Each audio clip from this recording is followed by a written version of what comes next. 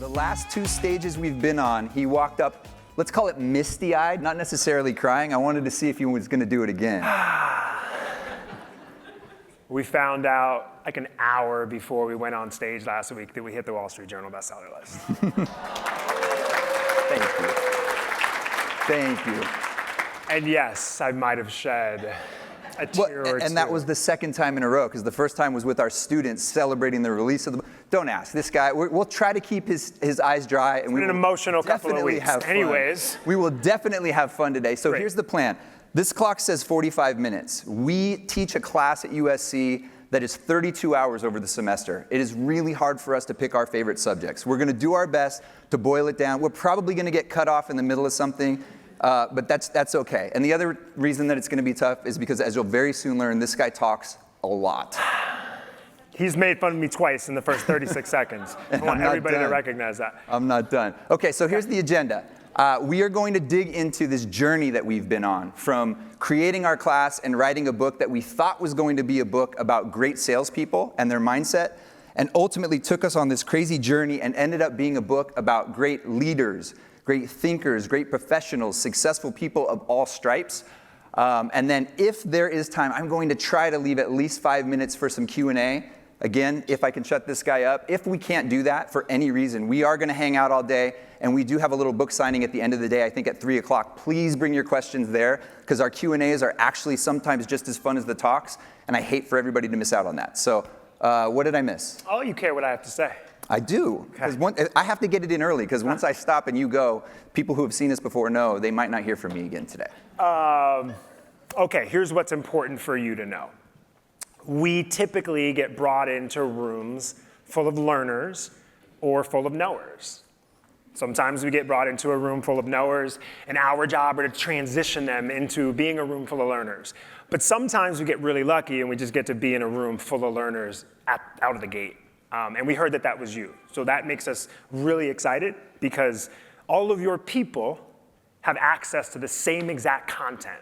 Same TED Talks, same books, same videos on YouTube, yet in any given organization, 20% of people are thriving, and the other 80% are trying to figure it out. But if everyone has access to the same content, then why is that happening?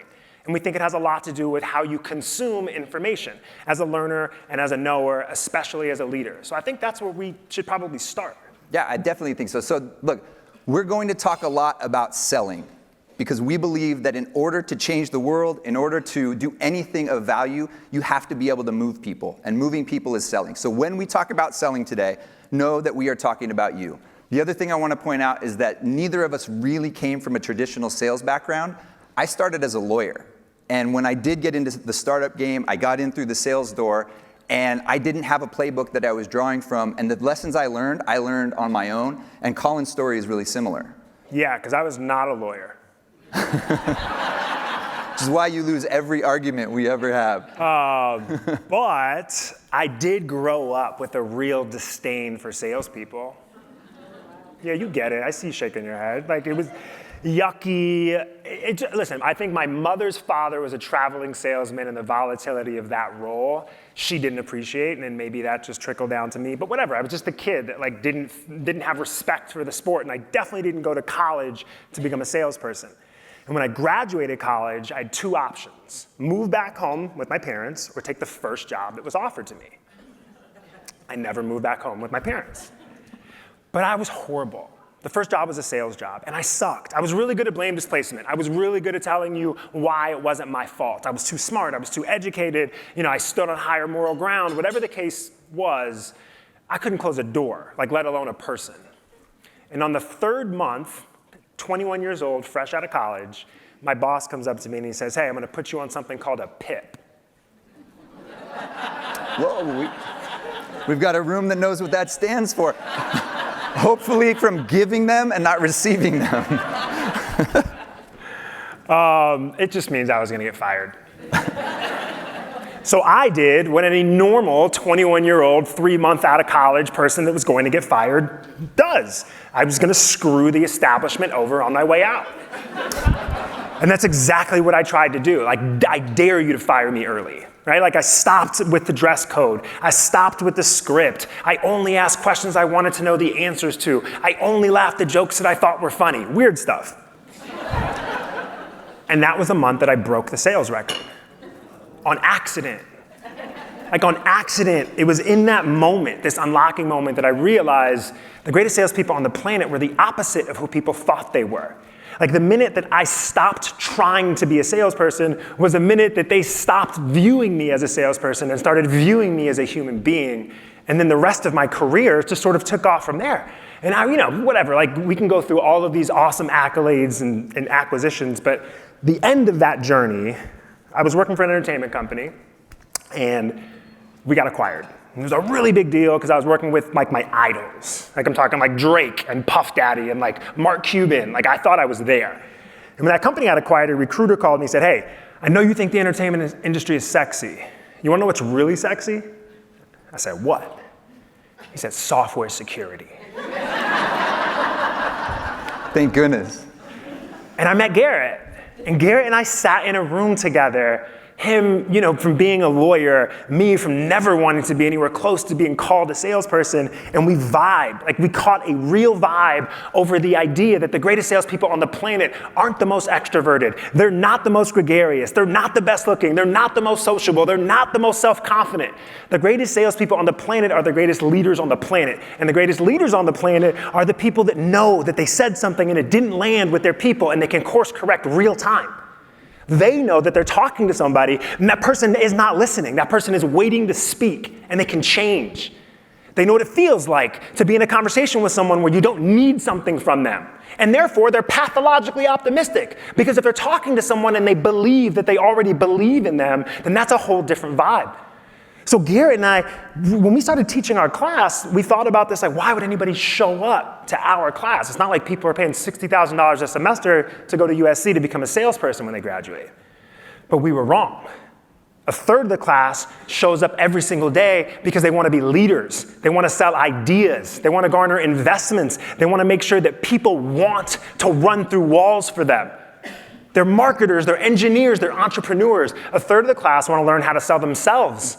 They want to build relationships. They want to be leaders. They want to be entrepreneurs. They like the Pink Panther. They like the Pink Panther. Not the first time. Usually it's my phone up here, so thank you for that. And on that note, a third of the class, they're the crazy ones. They want to sell. You were leaning in, yes. It could have been Rick Ross, like hustling that came on, and that would have been funny. Anyways, the point is that that everyone is either selling an idea, selling themselves, selling a product or service. And the reason why we became the most popular class at USC wasn't because we were teaching people how to be salespeople. We were teaching people that sales is not a yucky word and that their idols, the people that move people, are the people that change the world, and those people sell for a living, regardless of what their title is. I knew you were going to get excited today, so I am going to jump ahead because I think it's really important that we start talking about how we got on this journey to learn the things that we've learned and then actually share some of these lessons. Great. The journey started with 2 questions. And again, remember, we started out thinking we were writing a book about salespeople. So the first question that we've asked, and we ask it in front of audiences, we've asked it to our classes, we've asked it to people we've interacted with over the years, salespeople and non-salespeople alike, is what do you think of when you hear the word salesperson? We heard this was an Give it to us. Honest this room. was an honest group. Aggressive. Aggressive. Yucky. Pushy. Slimy. Okay, stop. Yeah, we get it. That's good. We get it. We get Now it. I might cry up here. Now that we've heard from the marketers in the room. All right. So there's 2 questions that we ask. The first question is what Garrett just said. What do you think of when you hear the word salesperson? But the second question that we ask thousands of people in front of every keynote is, who do you think of when you think of the greatest salesperson you know? Give us some hands. I mean, who do you think when you think about the greatest salesperson on the planet, alive or dead? Shut up. The 2 people next to you. Jesus, I heard Jesus. Jesus. My daughter. What'd you say? Jägermeister. That's Never heard that one before, but I like it. Human connection. Steve Jobs. Okay. I want everyone to just take a second, right? Step back. When we asked you, What you thought of when you heard the word salesperson, you said yucky and manipulative and slimy. That was you. You said slimy. I am the salesperson. You're the salesperson. And then we asked you who the greatest salesperson is that you know, and you said Jesus? You pointed to the people at your table. Look, the top two answers that we have heard is Martin Luther King Jr. and Steve Jobs. So that incongruence, right, between who people think a salesperson is and who the best salesperson is that they know, there's an incongruence there, and that is exactly where we dove in this book writing process. We were like, let's figure out like why this is happening. So we went out to these great salespeople, sales professionals, and we were like, hey, tell us why you're good, and then tell us who the greatest salesperson is that you know. And something very weird started happening. Every great sales professional was telling us that the greatest salesperson they knew didn't have sales in their title. So, we went to the number one salesperson at Beyond Meat. Who's the best salesperson you know? John Wexler, the leader of influencer marketing at Adidas. Okay, we talked to another salesperson. Who's the best salesperson you know? Jeff Aroff, the SVP and head of creative at Warner Brothers. Jeff Aroff, who's the best salesperson you know? Chef Roy Choi, who reinvented the food truck landscape. We go to that way. We end up in these weird pockets. We're talking to Nick Adler, who's like the head of Web 3.0 for the entertainment industry. We're like, someone just told us you were the best salesperson they ever. Who's the best salesperson you know? Snoop Dogg. So we go to Snoop. Snoop, why does everybody keep saying that you're the best salesperson they know? He tells us why. You got to read the book for that. And that was shameless, sorry. He tells us why. And then we go, who's the best salesperson you know? He says, my mom. Then we tried to interview his mom, and he told us we could not. So we're talking to people from all walks of life, and the craziest thing is they're all sounding exactly the same. Like we're sitting here, we start out, and we're putting everything into buckets, and we're like, this sounds like this, and this sounds like that. No matter where they came from, background, geographic location, they're all saying the same thing. And so the reason that our book is called The Unsold Mindset is because we started calling these people the unsold. Because the number one thing that they all had in common was that they were unsold on who they were supposed to be.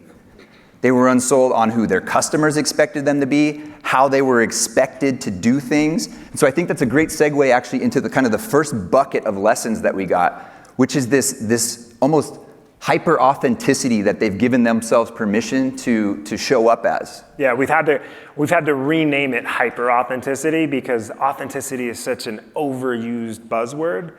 But unfortunately, we don't have a better way to describe what we were seeing throughout this entire interview process, let alone what we were seeing for the last 20 years as practitioners. These people, they create an infrastructure, unbeknownst to them. They're not even doing it intentionally most of the time. They're creating an infrastructure that mitigates them showing up inauthentically. So one of the ways they do that, we call this intentional ignorance. Now, everyone in this room knows, and your people know this too, what you are good at and what you love doing aren't always the same thing. But there are these great cultures out there, these great companies that figure out ways for those two things to converge. And these great sellers, what we saw them do was they took it on their own shoulders. I'll give you an example. We talked to like a really great leader in the sales industry. And he says, I don't know why people say I can sell the unsellable. And we go, do people say that about you? And he goes, oh yeah, you didn't know that? And we're like, no. He's like, yeah. Like, I mean, look, like, I am a manager now, but like, check out my record. And he was right. He was number one at Cisco, number one at Adobe. Now he's number one at this company. Then he turned into manager. And we're like, okay, so why do you sell the unsellable? And he's like, I don't know. I have no idea. So tell us your process. I get the lead. I don't look at where it comes from. I don't look at any of the data. I just show up and like, I get really excited. And we look at each other, we go, you don't look at the data? And he goes, no, I ignore that data. It's like, why would you ignore the firmographic data that's supposed to help you get more deals? And he's like, I know the propensity of someone who's going to buy in the Southwest versus the Northeast. Like, I know that like I'm going to show up differently and I'd rather not. So I intentionally, but intelligently ignore parts of my job that are going to force me to show up inauthentically. Just an example of intentional ignorance. I'll give you another one, okay? We met an advertising technology executive who has been at the peak of her career for the last 20 years, and she hates technology. I'm just gonna repeat that. She's a hitter ad tech exec hates technology. So we're baffled and we're like, okay, tell us how you're such a hitter then. She's like, early on in my career, I just realized that I really didn't vibe with this technology stuff. Like, I love people and I love relationships, but I can't stand answering questions about tech. And I used to try to memorize the script and answer at a high level, and I would get called out the minute that they asked another question. So early in my career, I said, I don't know, for the first time, and it changed my life forever. She said, the minute that I said, I don't know, but I will go and find out for you, was the minute she realized that people will give you credit for being resourceful and going fighting for your answers more than you being a knower and having the answers. And then we just started seeing it. Well, yeah, he's talking about traditional salespeople, but we started seeing it with leaders from everywhere. Every different direction. We talked to a personal trainer who does not like to talk about nutrition. It just bores her to death. And she said that she brings somebody in who loves talking about nutrition because she can show up and be as excited as she can ever be about talking about fitness and exercise and the things that she loves. But she knows that if she tries to talk about macronutrients and calories, she's not going to come across as her best self. So she found a friend who loves talking about that stuff. And for her clients, they talk to the friend about that. And this woman shows up another way. We talked to General McChrystal, who many of you in this room know, and he said it as a military general. And you would expect a military general to want to know everything. We weren't asking him about intentional ignorance, but he told us that in certain missions, there are just things that he does not want to know because he knows that there are people around him who are going to be able to convey that message better because that's what they do. So how do you set up that infrastructure for yourselves, and this is sort of a rhetorical question for you all, to give yourselves permission to not have to know everything, because sometimes we think we do. Leaders, what Garrett is saying is that we were talking to the smartest people in the room, and they were telling us how they were intentionally trying not to be the smartest person in the room. So this is a conversation about giving yourself permission to be authentic, and for your people to give themselves permission to be authentic, not how to act authentic, because by definition, you cannot act authentic. I'll give you an example of what this permission looks like, okay? We were during the height of COVID lockdown, we had access to so many demos, and then we had access to so many one-on-ones with leaders and their people. And so we're watching, and we start to interview these leaders because we find that the way that they're selling internally is something we've never seen before. We interview this like SVP of a huge company, and he goes, "You ready?" And we go, "Yes." Press record. Okay, introduce yourself to the camera because we're interviewing and we're recording it. And he goes, "Hey, my name is Jason. I'm the SVP at," and he stops. And he looks up at the ceiling and he goes, "Why do I keep doing that?" And he looks back at us and he goes, "Can I start again?" And we were like, "Sure." And he introduced himself as like a father and like a philanthropist. And he was just trying to redefine who he was. But something weird happened. We loved him. We looked for the good in this dude for 45 minutes, and every other call we ever had, we were looking for friction points, not just the good. We were trying to figure out what it was that this guy took us on some high that we didn't know about and we never came back down. And it was the 3 seconds where he talked to himself out loud in front of us. We were like, wait a minute, did he just talk to himself out loud in front of us? Rewind. Holy shit. Pardon me. He's talking to himself out loud. And here's why, because we knew he was a great seller. We knew, we saw his resume. So we were like, we're gonna talk to a great seller and he's gonna sell the shit out of us except for these 3 seconds. These 3 seconds he's not selling us. And then we saw people talking to themselves out loud. Can't see it. 2 weeks later, we're talking to one of the top trial lawyers in California. He's telling us this story. We're not talking about talking to yourself out loud. He's telling us this story about how he's making an argument for his client in front of a judge and a jury, and the judge interrupts him and asks him to repeat himself. And he said he stopped. He said he looked up at the ceiling, just like this other guy. He said, "What did I just say?" And he looks back at the judge and he goes, "Your Honor, I have no idea what I just said."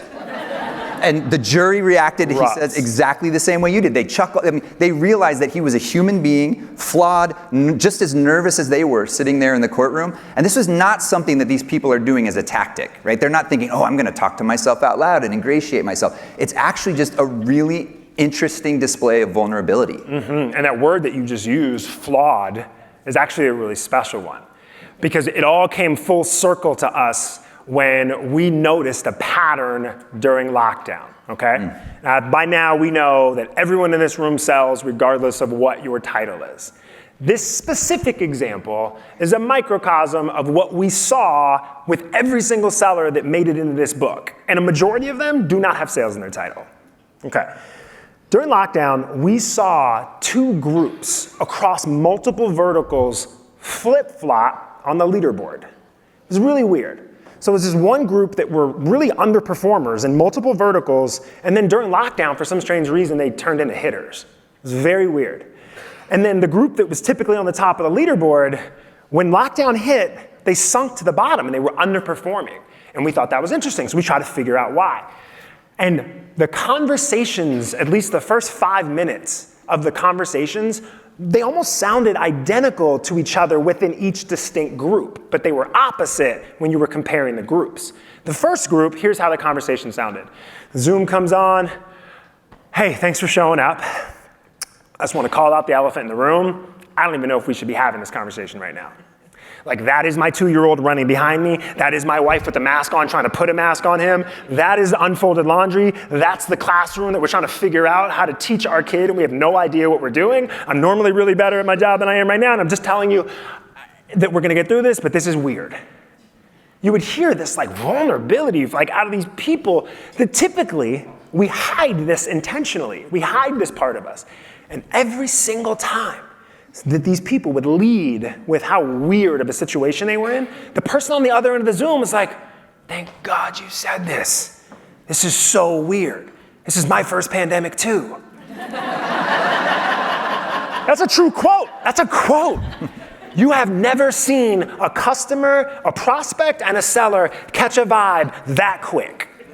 That quick. You've never seen a customer and a salesperson be on the same team at the onset that quick. And the reason was, what we noticed, it's because the seller assumed that the person on the other end of the Zoom was in an imperfect situation. So they weren't trying to hide it because they saw themselves in that person. So they're like, hey, this shit is really weird. And then I assume you think this is weird too, right? And they were right. So that flawed, imperfect, like authentic self, during COVID, for some reason, people just assumed everyone was feeling that way and they were right. And then you got the other group that did the exact opposite. The other group showed up and they said, hey, thanks for showing up. Here's the agenda. Ready to get started? Not even noticing the kid in the background, the laundry, in my house, you would see horrible things behind me. Horrible. So anyways, that's just full circle for you all to as a microcosm of the great sellers that we noticed, especially the leaders, they were able to see themselves in other people, so they gave themselves permission to be very raw and very flawed and very authentic because they were trying to figure out how fast they could show the person that I'm like you. I'm smiling over here as he's telling this story because he's proving a point for me, which is, and I want to bring this section to a close, and if there's a takeaway for you all on this, it's can you set up the infrastructure to give yourself permission to be intentionally and intelligently ignorant, to be vulnerable with your customers? Can you bring resources in that you don't already have access to? Is it somebody within your organization? Is it somebody outside? Is it a customer? Can you change something in your process? Now for Colin and me, when we first started speaking in front of groups, we did what we thought we were supposed to do as speakers. And we had slides and a slide deck and we walked through the slides. We found that very constricting for us because there's two of us, because we like to converse, because we like to change things up. And so since we ditched the slides, we are having a lot more fun up here. Hopefully the audience has more fun too. But it also means that this guy is completely off leash and I don't know where he's going. So all of that stuff wasn't planned, and I hope you enjoyed it, but I want to make sure that we get at least a couple more in here because that clock is giving me anxiety. Mm-hmm. So I want to talk about the next big topic, which you actually alluded to it earlier. He mentioned the phrase looking for the good. And so all of these great people, all of these great leaders and successful people that we talked to had this insane habit of being able to look for the good in their situation because they knew that if they were passionate about something, if they were excited about something, if they cared about someone, they would show up differently. Yeah. They would move differently. They would talk differently. And so I want to talk about it, since we are kind of off book here, in the context of the L word. We're going to talk about love for a couple of minutes. which always freaks me out because we just spent a half an hour telling you to be raw and authentic and, like the realest version of yourself, and then this dude drops the L-bomb on you. Like, that's normally the antithesis of, like if we're telling you to fall in love with someone, like how is that like authentic and real and like raw? By the way, during lockdown, we used to do these webinars, and he would mute me. Yes. I'm a control freak. I hold that. Okay, so look, here's the thing with Al. I'm just gonna cut to the chase because I know what room this is. You move differently when you're enamored with the people that you talk to. Your people will forget that. You will forget that. You will move transactionally. You will think about adding value versus being valuable. It's just a lot on your plate, a lot on your people's plate, and you forget sometimes how malleable the brain is. It finds what you're looking for. If you look for the good in someone, you will find it. If you look for the bad in someone, you will find it. And we found that the superpower of these great sellers was they always knew what they were looking for. And I'll give you an example about this and how this took place for me on accident, right? Figuring this out for the first time when I was engaged. So my now wife, but back then my fiance, we've been happily married for almost 9 years. I got you better that ask right. her. No, I know, it's June 18th, June 16th. So, that was a new joke. So it actually is June 16th. Just pay attention to the clock. All right, so here's what happened. I gave my fiance access to my calendar. We weren't married yet. I'm showing up, trying to be the right type of fiance. And I'm prioritizing wedding planning because she's prioritizing wedding planning, okay? Because of that, she would book meetings in between other meetings that I had. And I would show up to meetings often, either right on time or late. And I'd show up and I'd just be honest. I'd be like, I'm so sorry, like I should have been early, or I should have at least been on time. Like I've got this fiance, wedding planning is very serious. Today it was the difference between tulips and a bougainvillea. It doesn't matter. What matters is that I'm sorry and I should have been on time.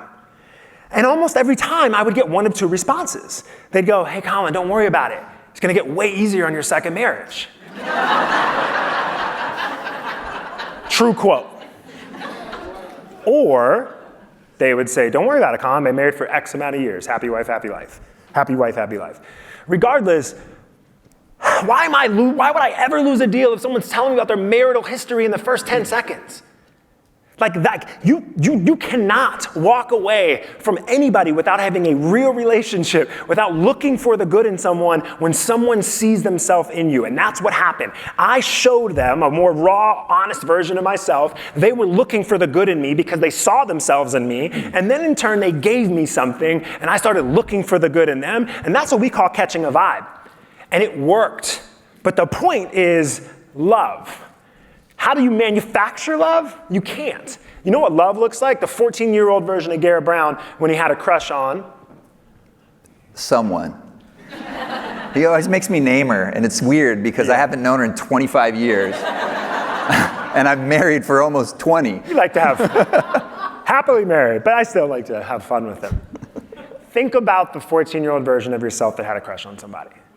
Like you didn't talk more. Like you were borderline nervous, like you talked less, but you asked more questions. And more importantly, you did what the greatest salespeople on the planet do, the greatest leaders on the planet. You asked questions you actually wanted to know the answers to. When Anonymous made a joke, okay? Thank you. When Anonymous made a joke, nobody laughed. He laughed. But he actually thought it was funny.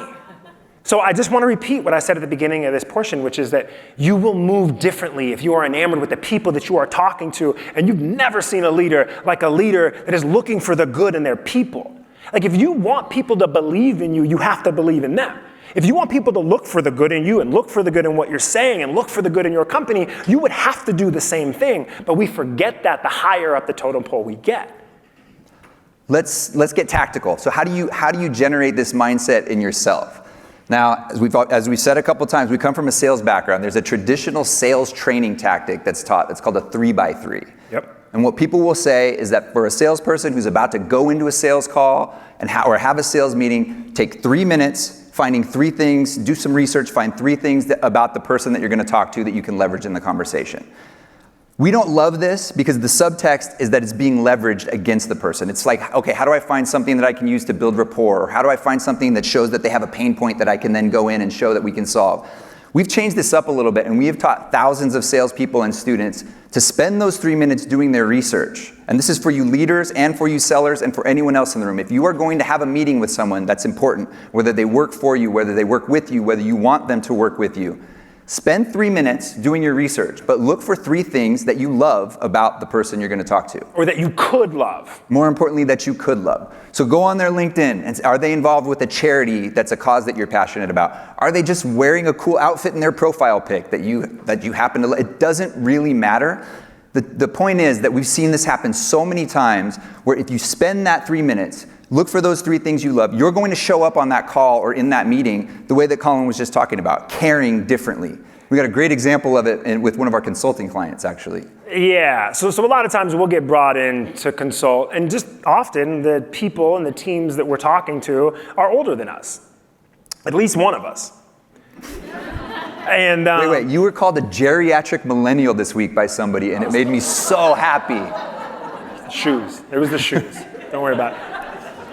Anyways, that was a new joke. All right, so here's the most sincere, I guess, statement I can make.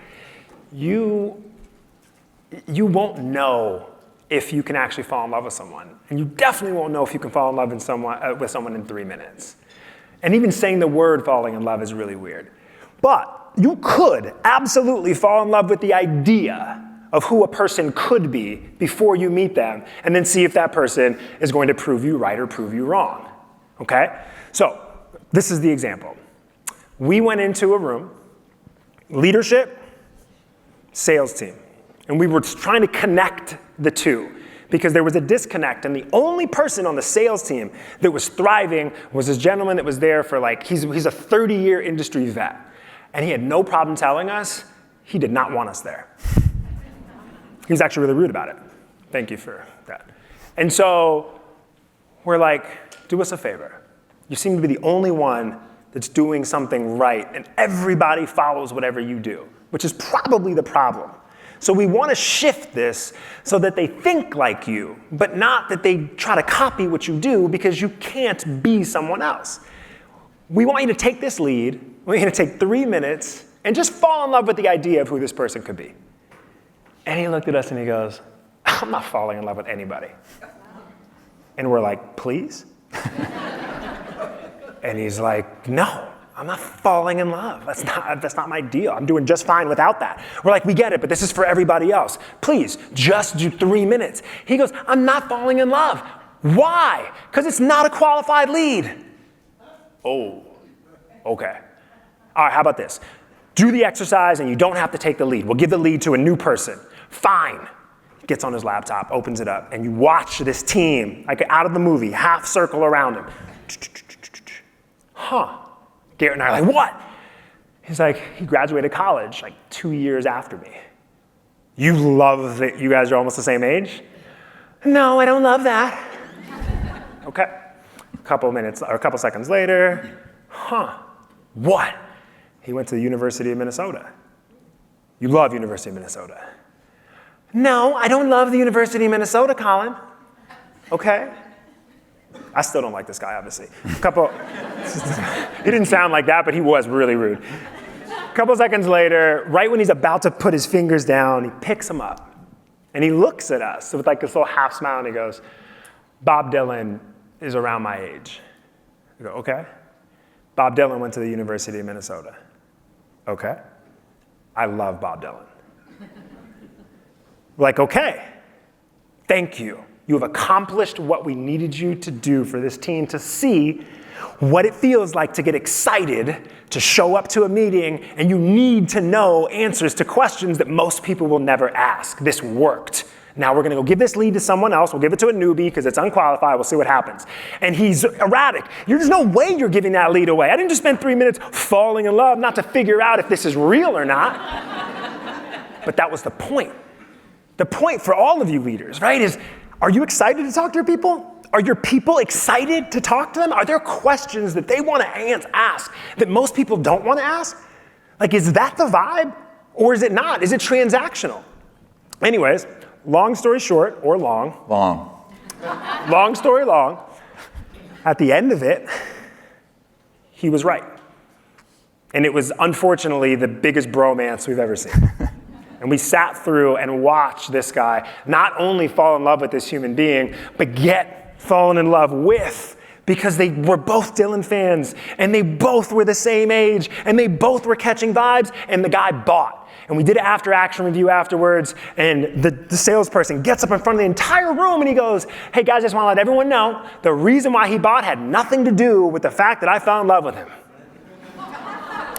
It was because our product served his needs. And we were like, yep, that makes a bunch of sense, except you would have never taken that lead in the first place. And then we do this with our class every semester. And it is great. First session of every class, we pair them up with somebody they don't know before. And it's amazing. You get like the Olympic swimmer, future Olympic swimmer sitting next to like the freshman Mark Zuckerberg type computer science major. And we give them 3 minutes to fall in love with each other. And we give them one instruction. We say, focus on the questions that you would need to ask in order to fall in love with somebody. And we give them this assignment, and you can see a bunch of people starting to look for other classes that they want to take, because they're like, I thought this was a sales mindset class. What does love have to do with it? Oh, what's love got to do with it? I'll change that next time. And then don't give him a courtesy laugh. they go through this exercise, and it's just amazing. And just to cut to the point, the reason that we give them that instruction of focusing on the questions that they ask is because when we go back afterwards and we see these people talking about why they love each other, and the F word comes up a lot, fate. It was fate that I was sitting next to this person. They're from the Midwest, I'm from the Midwest. They changed their major, I changed my major, whatever it was fate that we were sitting next to each other. The moment that they fell in love, quote unquote, was the moment that they saw each other in the other person. But we didn't ask them to do that. We asked them to fall in love with someone. We gave them one hint, which was the only hint: focus on the questions you need answers to actually have a shot at falling in love. And what did they do? They asked questions based on what was important to them, based on their own experiences. We didn't tell them to do that. That's the easiest way to fall in love, is to look for yourself in other people. You start asking impactful questions. What are impactful questions? Impactful questions are the difference between the greatest leaders in the world and everybody else. Have you ever asked someone a question that they didn't know the answer to? Have you ever asked someone a question that you didn't know the answer to and they didn't know the answer to, and you watch them ideate for the first time in real time on the answer? That's a gift. Most people extract value when you ask questions. Tell me, give me, show me. How do you add value when you're asking a question? Ask a question no one's ever heard before. Care differently enough to ask questions most people don't, and watch someone come up with a fresh, brand new idea for the first time in real time. They're buying that idea. They weren't being sold on that idea. They're taking ownership of that idea. This concept, if you muted me, if we were on the webinar and you muted me, and there was only one word you took away from this talk, it's agency. It's agency. Like, it is so important for us to remember that people will say no to you because you're right. People will say no to you because you have the answers. Like, agency is like to feel like you are in control of like your surroundings, that you are part of the decision-making process. That means that you're buying, not being sold. That's what impactful questions do. I want to make sure we get to one more big topic before we kicked off here. They give us the hook. What do we got? So let's talk about goals. Let's ask the question. Yes. Okay. How many people in this room, hands up, have goals? Honest group. And leave them up, please. Okay, keep them up. Okay, now only keep them, no, please keep them up. It's gonna be really quick. Please keep them up if you have goals. Only put your hands down. No, only keep them up. Only keep your hands up if, in addition to having your goals known, they are written down or typed out and you look at them every day. Put your hands down if you don't do that. Okay, we still got people in the room. Raise them high. We're not done. Raise them high. Okay, now out of all, and look around. Like, look at how, all of your hands were up, by the way, for the first question. Okay, now look around at how many of your hands are up. Out of all of you that still have your hands up, only keep your hand up if, in addition to having your goals articulated and you look at them every single day, you also have your purpose statement articulated and you look at your purpose every day. One. Couple, there's a couple. Is there? Yep. That light is crazy.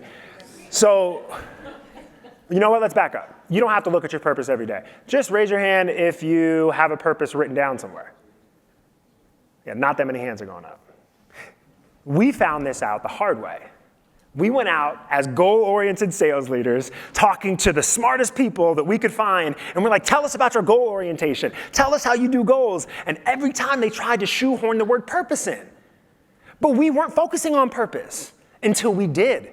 Until there was some common theme that the greatest sellers on the planet, the greatest leaders on the planet were all purpose-driven, and we were sitting here trying to quantify goals, and they were the first people early on in the book writing process to show us that goals need to be viewed as mile markers, not finish lines.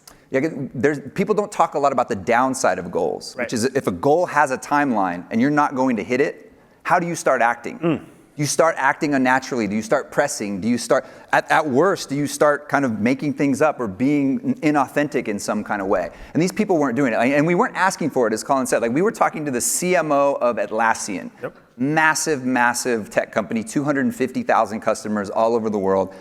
Literally, if you go back and watch the recording of this interview, 37 seconds in, he is articulating this beautiful purpose statement that he has clearly spent a whole bunch of time on and telling us how it's colored every decision that he's made, the people that he works with, the company that he chooses to go to. And we were just like, we started to see this everywhere all the time as well. Yeah, it was beautiful. This might resonate with some of you. There are these magnetic people, and they're just in the middle of a room, and there's multiple people in the room, and every person feels like they have this direct connection with that person, and they don't think anyone else has it except for them, but everybody else feels it. What is that? Typically, the person in the middle of the room has their purpose articulated and either sees their purpose in you, which means I am moving differently because you are helping me serve my purpose. How could I not love you? Or real recognizes real, and a purpose-driven person knows what a purpose-driven person looks like, and that's a vibe. And this is a conversation about abundance versus scarcity, and we're not going to talk about that, so let's end. We are going to end on a little bit about that. Yes, we are. But I just want to say, I have to be the guy that gives the lesson. And the lesson here is that, look, goals, somebody's got to do it. Damn it. So the goals are important. We're not saying don't have goals and replace your goals with a purpose. But what we are saying is create purpose-driven goals. Have them both. And when you set those goals, tie them to your purpose. So that if your goal is to make X amount of revenue in the quarter, add something to the end of that. My goal is to make X amount of revenue this quarter because, or so I can, and then tie that to the purpose that you've hopefully spent some time on. So look. Wait, no. I want to give an example of why he said that. Garrett's a huge Taylor Swift fan. Oh, we're going there. We don't have time. I mean, you said you were the lesson guy. The least I could do is call you out. Okay.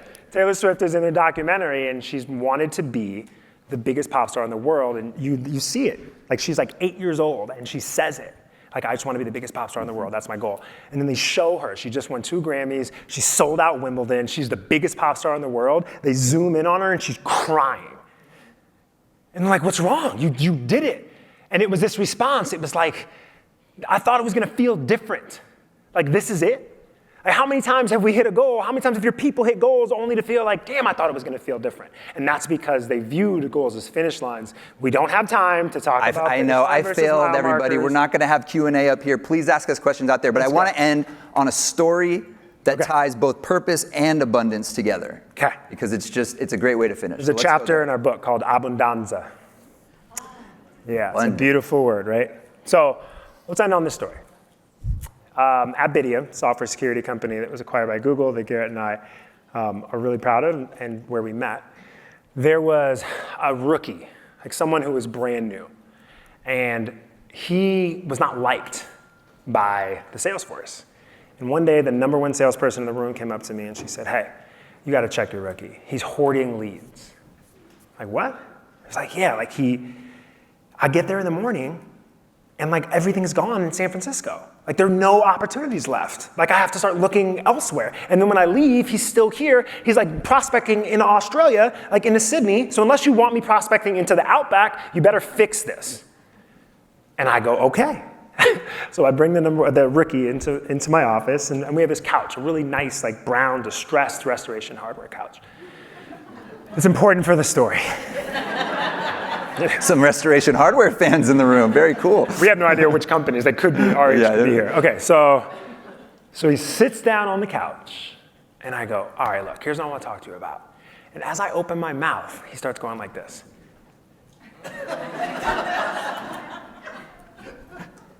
And I'm like, it's true. It's in the book, so true. And I We go, changed the guy's name in the book. But yeah. We called him Matt. Not because of Matt, but anyways, in the book, his name is Matt. So he's sitting on this couch and he's rubbing his tuchus back and forth, back and forth. And I'm like, you okay? And he's like, damn, this is a nice couch. I'm like, okay.